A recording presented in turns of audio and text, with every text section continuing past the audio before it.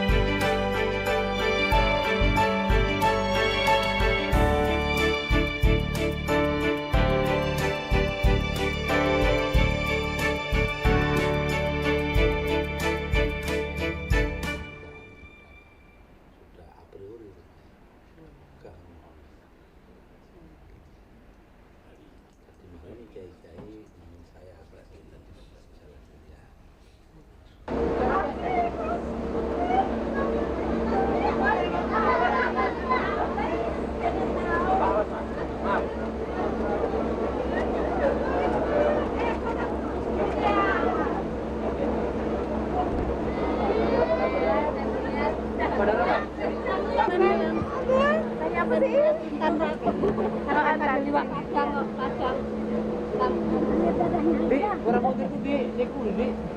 Jangan tuh. Terus aja di. Terus. Go. Terus.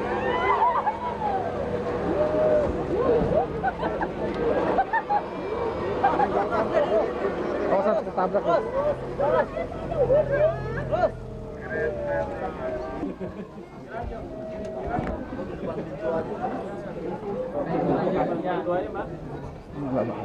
Bu,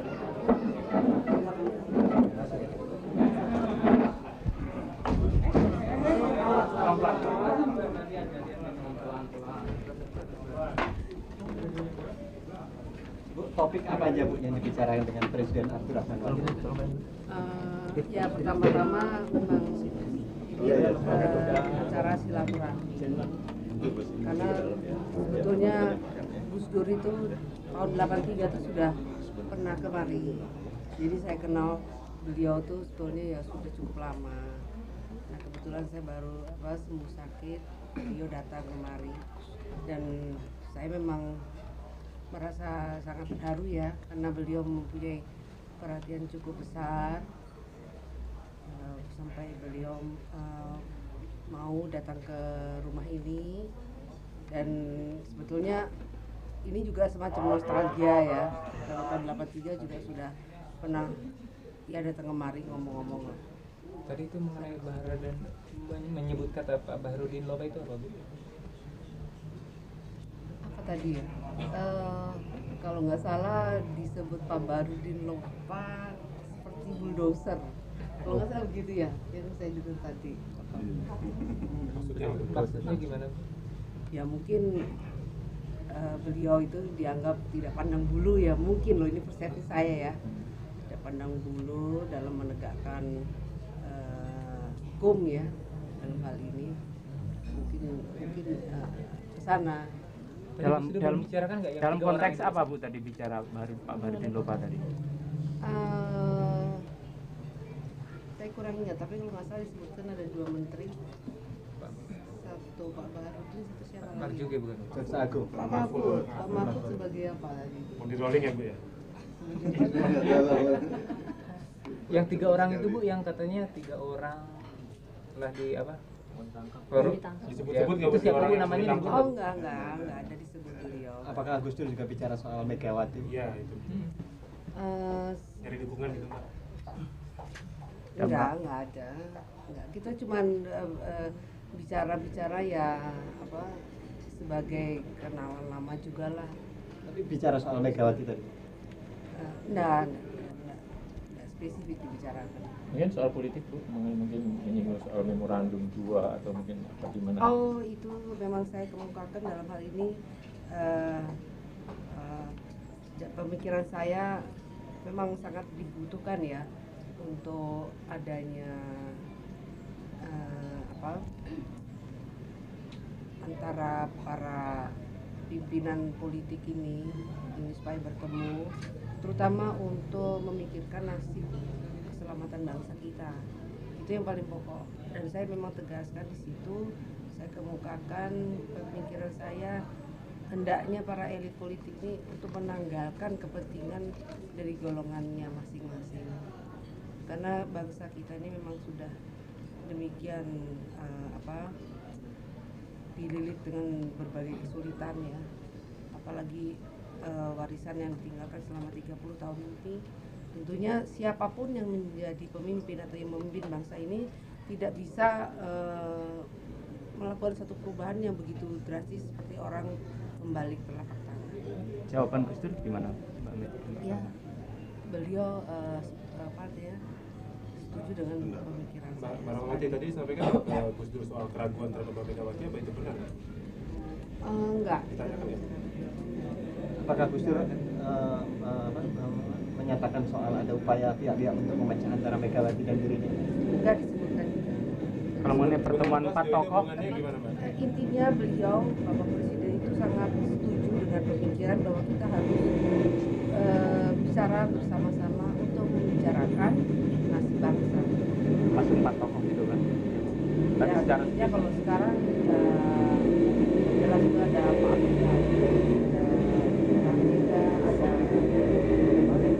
ada ini juga menjadikan satu harapan saya ya, supaya segeralah, jangan terus dibiarkan berlarut-larut tanpa apa yang mau menjadi goal ini sebetulnya. Terus apa Bu tadi Bu, hasil apa jawaban dari itu Bu? Konklusi kan tadi cukup panjang tuh Bu pembicaraannya Bu. Mungkin intinya apa sih Bu? Ya, intinya Mengenai beliau kesuksesan kepemimpinan. sangat setuju bahwa kita ini harus berbicara bersama untuk memikirkan nasib bangsa lah. Yang dikemukakan beliau persetujuan tentang kalau untuk bicara dengan berbagai tokoh itu silahkan. Bu Rahma sebagai keluarga Soekarno, apakah Bu Rahma setuju kalau Gus Dur sampai 2004? Saya setuju aja. Setuju. Artinya begini, seperti saya tadi kemukakan ilustrasi bahwa katakanlah ya ini satu kerusakan sosial yang terjadi sekarang ini, toh ini diwariskan oleh masa lalu kepada pemerintahan Gus Dur, dan ini tidak akan mungkin bisa diselesaikan dalam waktu singkat, dan ini dibutuhkan seperti kiatnya Bung Karno itu harus dengan persatuan, terutama persatuan para pimpinan.